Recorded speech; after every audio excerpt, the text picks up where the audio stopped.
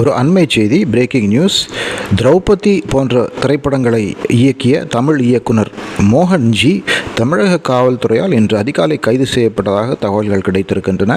மோகன் பழனி பஞ்சாமிர்தம் குறித்து அவதூறாக செய்தி வெளியிட்டிருந்ததாக ஒரு குற்றச்சாட்டு ஏற்பட்டிருந்தது. அந்த குற்றச்சாட்டின் அடிப்படையிலே அவர் மீது வழக்கு பதியப்பட்டு அந்த வழக்கிலே அவரை காவல்துறை கைது செய்திருப்பதாக சொல்லப்படுகிறது. அவர் எங்கே வைக்கப்பட்டிருக்கிறார், காவல்துறை அவரை எங்கே கொண்டு சென்றிருக்கிறது போன்ற தகவல்கள் ஒன்றும் இல்லை என்று சொல்லப்படுகிறது. ஆனால் கைது மட்டும் ஊர்ஜிதமாயிருப்பதாக தமிழக மீடியாவில் உள்ள பலரும் தெரிவிக்கின்றனர்.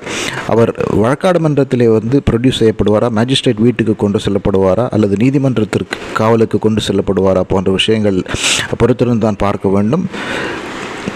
அவதூறு பேசியதற்காக இயக்குனர் மோகன்ஜி கைது என்பது சற்று முன்னர் கிடைத்திருக்கும் முக்கிய செய்தி. இன்று அதிகாலை நடந்த கைது இது.